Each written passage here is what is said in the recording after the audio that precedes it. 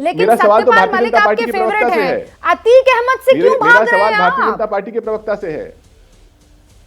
अतीक अहमद पर चर्चा मैं बिल्कुल नहीं भाग रहा, मैंने तो आपकी आप ही के चैनल को कहा, अतीक अहमद को अतीक मैंने अहमद आप ही के बनाने वाले चैनल पे तो कहा यही कि ना। अतीक अहमद ने आखिरी इन्होंने तो उसको माफिया बनाया। योगी सरकार के कार्यकाल में लोकसभा का चुनाव यही तो से उसको लड़ा, माफिया बनाने इस सीट वाले। पर उप मुख्यमंत्री ने वो सीट अतीक छोड़ी। अहमद ने इतने पाप किए, उन पापों इस पर टाइम्स ऑफ इंडिया में खबर छापी कि अतीक अहमद होंगे हनुमान।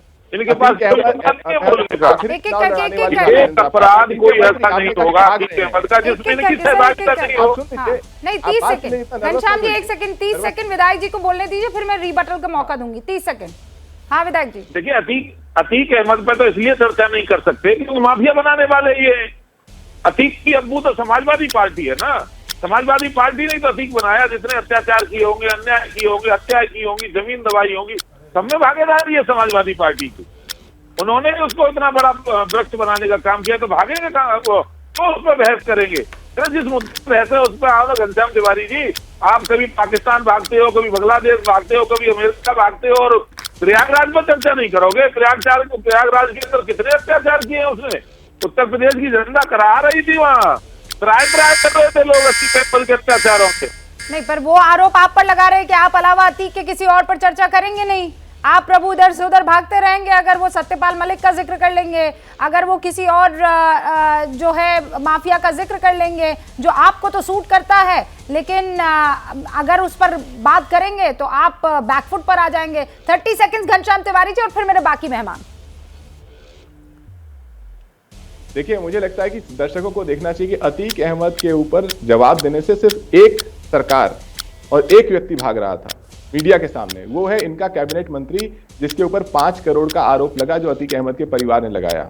जो कि मीडिया ने जब उससे सवाल पूछा तो उसने कहा चुनाव पे, निकाय चुनाव पे बात कीजिए, अतीक अहमद पे बात मत कीजिए। वो कैबिनेट मंत्री आज भी वर्तमान है। तो ये सरकार है। अगर इस लिहाज से कौन किसका अब्बू है, तो ये सरकार तो फिर ब्रजभूषण सिंह की पापा हुई, बाबू बजरंगी की पापा हुई, बिल्किस बानो के रेपिस्ट की पापा हुई, और जितने भी आरोप सत्यपाल मलिक ने लगाए हैं उन घिनौने अपराधों की पापा हुई। इस सरकार के पास केवल प्रोपेगेंडा है, जवाब नहीं है। घनश्याम जी, वो हर बार तो आप धनंजय सिंह का नाम लेते थे, इस बार क्यों नहीं लिया?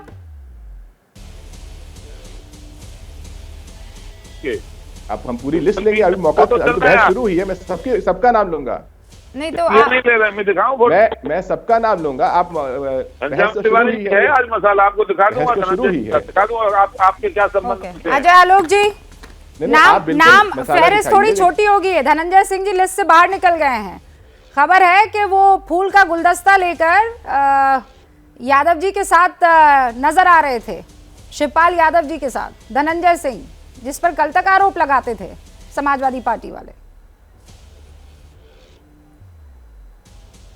रूबिका जी, अपने अपने राजनीतिक अंदाज के हिसाब से डिफेंड करना और अटैक करना अलग बात है, लेकिन देश हित में जो आज आपको याद कीजिए, जिस दिन अतीक अहमद के यहाँ से पुलिस ने पाकिस्तानी मूल की गोलियां बरामद की थी, 3000 गोलियां, मैंने उसी दिन कहा था कि एनआईए की जांच होनी चाहिए क्योंकि इसमें आईएसआई या लश्कर तोयबा कनेक्शन आ रहा है। आज आतंकी जीशान के पासपोर्ट वेरिफिकेशन लेटर से यह साबित हो गया कि इसके आईएसआई और लश्कर से और आतंकवादियों से संबंध थे। विक्रम सिंह जी बैठे हुए हैं। इस देश में आईएएस आईपीएस और विधायकों को और एमपीज को ये स्पेशल प्रिविलेज होता है कि अगर वो सर्विंग में हैं तो वो किसी के भी पासपोर्ट वेरिफिकेशन के लिए अपने लेटर हेड पे लिख के दे सकते हैं, लेकिन इसकी सारी जिम्मेदारी उनकी होगी कि उसका चरित्र कैसा होता है। सर्विंग ऑफिसर के ऊपर यह भी हो जाता है कि अगर वो उसका चरित्र कहीं से गड़बड़ हुआ तो सर्विंग ऑफिसर की नौकरी तक चली जाती है। और ये हमारे देश के विधायक हैं, ऐसी पार्टी को रिप्रेजेंट करते हैं। मुझे शर्म आती है कि घनश्याम तिवारी उस सवाल को अवॉइड कर रहे हैं बहुत कन्वीनियंटली, कि कोई विधायक या एमपी खुले तौर से एक आतंकी जो उसी के यहाँ काम कर रहा है, ये भी लिख रहे हैं कि ये मेरे यहाँ वर्षों से काम कर रहा है, मतलब कि वर्षों से एक आतंकवादी को पनाह दिया हुआ था उन्होंने। अगर इस देश के नेता और इस देश के सत्तानशीन लोग अगर आतंकवादियों को अपने यहां पनाह देके काम करवाएंगे तो इस देश का क्या होगा? और अब जब यह साबित हो चुका है कि आतंकी कनेक्शन थे, तो क्या अखिलेश यादव या मायावती जिन जिन पार्टियों उन्होंने काम किया और जिनसे विधायक या एमपी बने, क्या उनको भी इसकी जानकारी थी? आप ये समझिए कितना बड़ा विस्फोटक मामला है। इसकी जड़ें सिर्फ अतीक अहमद तक नहीं रुकती हैं, ये बहुत ऊपर तक जा रहा है। इसीलिए बहुत जरूरी है एनआईए स्वतः संज्ञान लेके इसकी जांच करे कि इसके लिंक्स और कहां हैं, और फिर देखिए क्या क्या निकल के आता है। ये पंडोरा बॉक्स खुला है अभी तो दोबारा फालतू जो की बायस है हम लोग जो कर रहे हैं कि इसका नाम उसका नाम, आप कह रहे हैं कि मामला यहाँ तक नहीं रुकेगा, अभी तो बहुत दूर तक जाने वाली है बातें। क्या मजबूरी है मेरी, बताइए। मैं अभी आपको बताती हूँ कि मैंने ओए होए होए होए नमकीन के चटकारे लेते हुए टकटकी मार के डिबेट शो को पॉज रिपीट कर करके देख रहे हैं जोगिंदर जी। इनकी तरह आप भी देखें अपनी फेवरेट डिबेट्स को रिपीट कर और डाउनलोड कीजिए एबीपी लाइव ऐप अपने स्मार्ट टीवी पर।